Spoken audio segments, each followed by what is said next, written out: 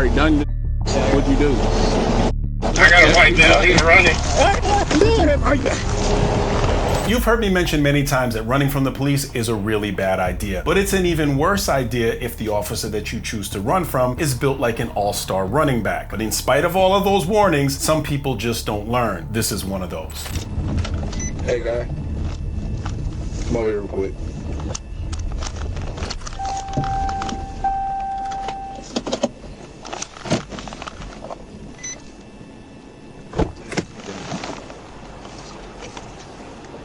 Little Rock. I'll be out with a white male here on Stagecoach and 4:30 Stagecoach.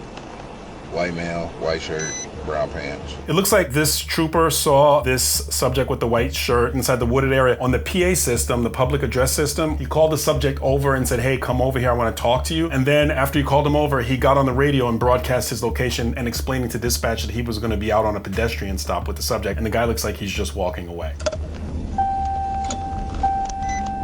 Hold on real quick, let me talk to you real quick.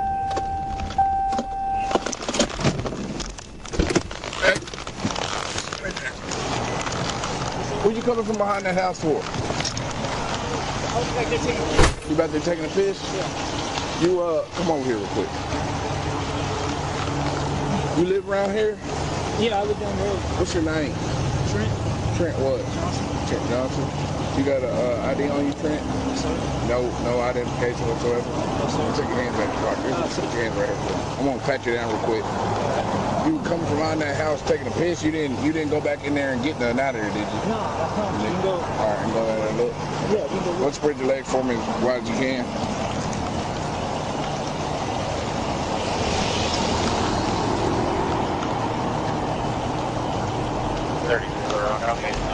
When doing a pat down, it's incredibly important that when you give the pat down instructions that you have a bit of distance on a person, because if the person has a weapon, sometimes at that close distance is when they'll decide to attack or they'll attempt to run. And having a bit of distance gives you that reactionary gap, and it also lets you look and think about which direction you're going to turn. But there's something else very interesting about this that I'm going to share with you. I want you to look at the tattoo on the right arm of the person that's being patted down in the area where you would receive an injection. Look at that area and that dark blob of a tattoo. Many times I have encountered people who intravenously inject pharmaceuticals into their arms will have that type of tattoo to cover up track marks. For those of you who don't know, are the marks that are left from the pricks of a hypodermic needle going inside of the arm. So whenever I would see a tattoo in that area, and especially if it was a dark blob, I would always think that would be a potential thing. I'm not suggesting that this person is, but it's something that I would always think about.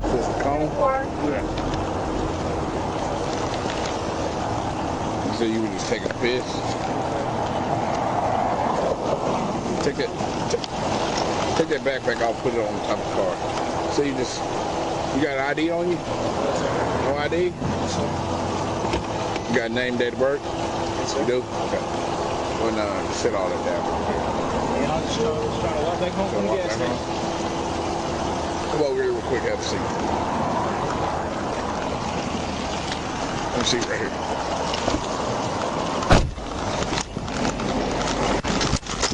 I got a white belt. He's running towards O'Burners. So the trooper was attempting to put him inside of his car, and it looks like the guy took off running from the trooper. Doesn't look like a trooper that you should probably try to run from.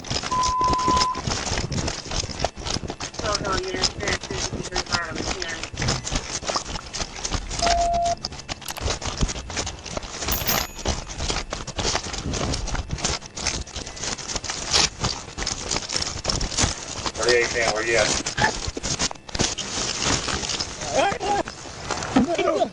Put your hand behind your back. Put your hand behind your back.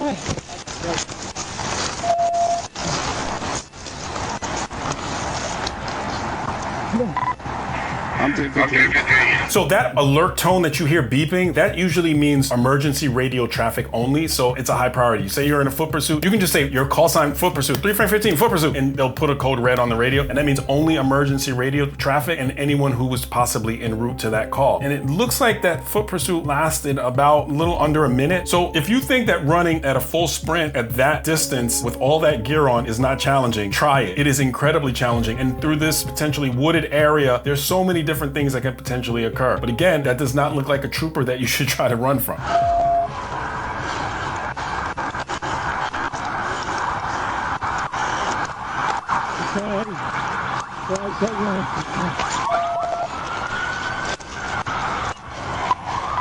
State police unit. They just got on stagecoach. Stop where you're at. Come back to the club. We ran northbound in the wood line. I got him 10-15. Sit up. Sit up.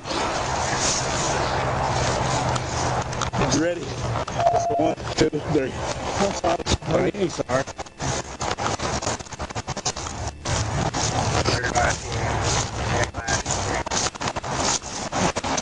Yeah, we're walking out of the woods right now. Just stay the backside of that club. 38. Would you grab my shoes for me, please? 110 is it one of the ones we're looking for? I don't know. It may be. He was cooperating all up until a point. Then he took off running. So, we'll see. I really do apologize. I just scared. As an officer, when a person takes off from you running, you have to have it in your mind that what they did is as bad as or worse than whatever you initially stopped them for. So if you stop them for whatever reason, you have to think that it's at least as bad as that, but likely even worse if they decide to run. And the most common thing that people usually run for is warrants. And you never know what that warrant can be for. Even on this very channel, more than once, I've covered people who have been wanted for homicide.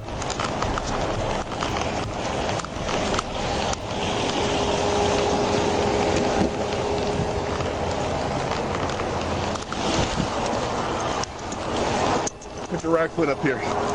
Give me your right foot.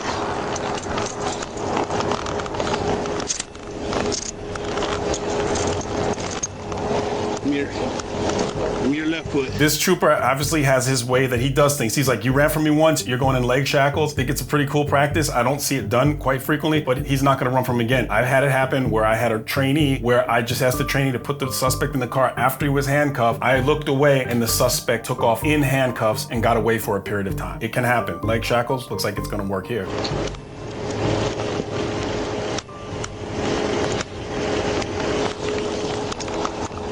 10 Little Rock, I did have tail deployment.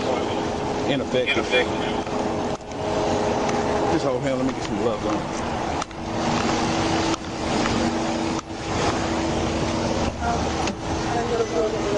Go and start me 10-15. You need some water? Thank you. Appreciate it, sir.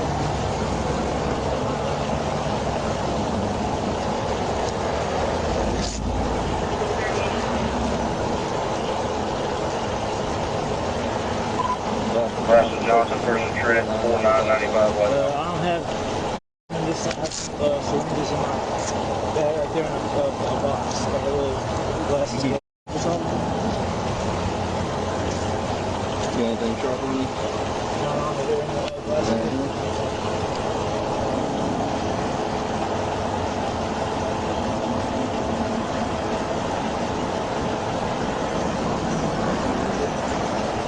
This is your water. Thank you, sir. The professionalism here. I mean, the officer didn't take it personal that the guy ran from him. He's giving him water. Now, the only challenge with giving a person water is if it comes from their own bag and it's their water, you just have to make sure that it's water that's inside the bottle.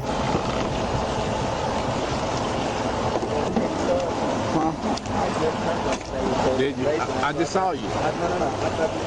Oh, you down there? Right. I got you.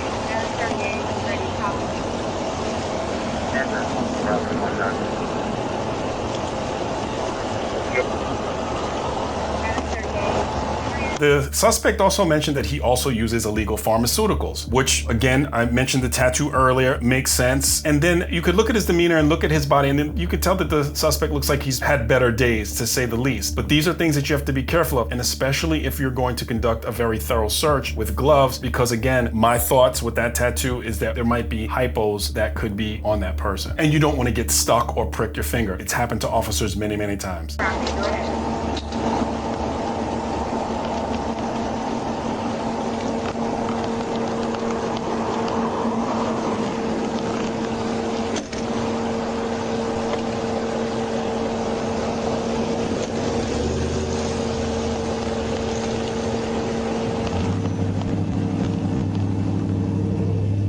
officer that's by that right front quarter panel that has that black little case, they'll call it different terminologies, a hypo kit, paraphernalia kit, but inside that it appeared that there were some hypodermic needles. From the very beginning of the stop, if you just completely observe a person, everything tracks from even just the initial observation of that blob-like tattoo in that area makes a lot of sense. Did you get hit with any of those taser prongs?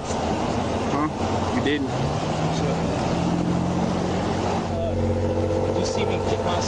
I didn't. Yeah, you talking about your slides? Yeah. They're right there. So in the foot pursuit, the officer deployed his taser and the prongs apparently didn't make contact with the suspect. You said where your syringe is at? You got them? Okay, check this out. Do you have any on you, like any? Because you're about to go to jail, and if you take anything inside the jail, you're entering a secure facility, and if you introduce any contraband, you can be charged with that felony as well. So something I'd like to mention here about the way that the officer on the right side of the vehicle is reaching his hand inside of the bag. When you know that there's potentially sharps inside of a bag, safe practice is to empty the bag and not reach around inside blindly because there could be things in there that could prick your finger. It's just a safety option. Did you get rid of it there? No, I already... All right. You had already thrown them before I come up?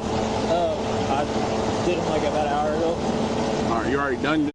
Yeah. What'd you do? Come on back over here. You want another here of that water?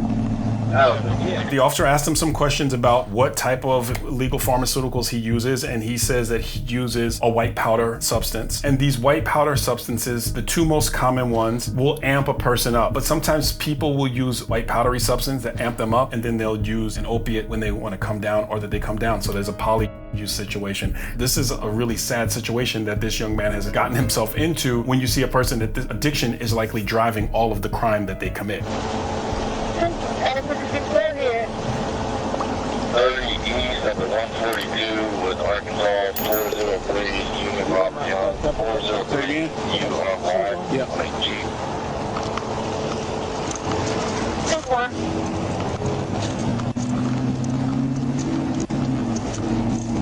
This one up? You hear me mention this in many of my videos, where officers should look in the mirror every day and say, am I in the shape to be in the fight of my life? But sometimes that fight is not with the suspect. Sometimes that fight can be with yourself. Understanding that there are studies that show that 10% of officers who in the line of duty from sudden cardiac events, which is horrifically scary. Officers with this extreme adrenaline and then sometimes not eating properly. I'm not suggesting that this is what this trooper does. What I'm saying is every officer look in the mirror and say, am I in the shape to be in the fight of my life? And now I'm gonna take it up a step. Every person should say that same exact thing because we all wanna live a long and prosperous, wonderful life. And if we have some control over it by taking care of ourselves the best we can, then we should do that thing. And only we can answer that question. Yeah, he was coming from behind that car, that house right there. I'm gonna go back there and check. He ran from the back of my car. I was just about to put him in the back, and then he ran through there and ran back in the woods that way. I got it. Yeah. What's in there? Got several needles and like a couple straws. There's a couple packages in there, but Nothing in there? empty. Any residue, anything in there? Not that I saw. All right, we want you to throw that mess away. They'll just be going to jail for the...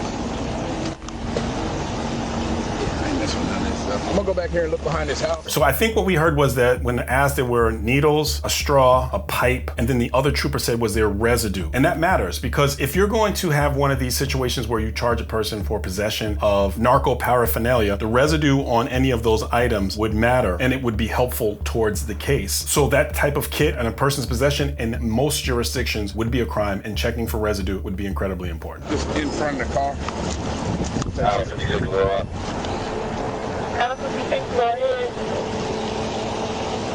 Here's the record and valve, just in case you get any more calls on it. You don't have outside sugar.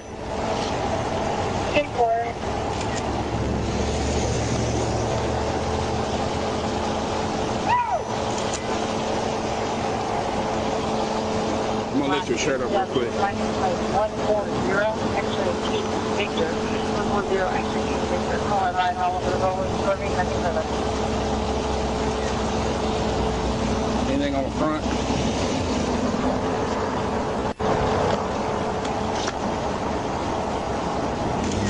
How you get that big old hole in your So I chest? got it right at stern. The stern goes in instead of out. I got you, brother. Get in there good. Sit good. Just sit up. Sit back. Yeah. Yeah. Where's it at? The backpack sticking out there the whole way.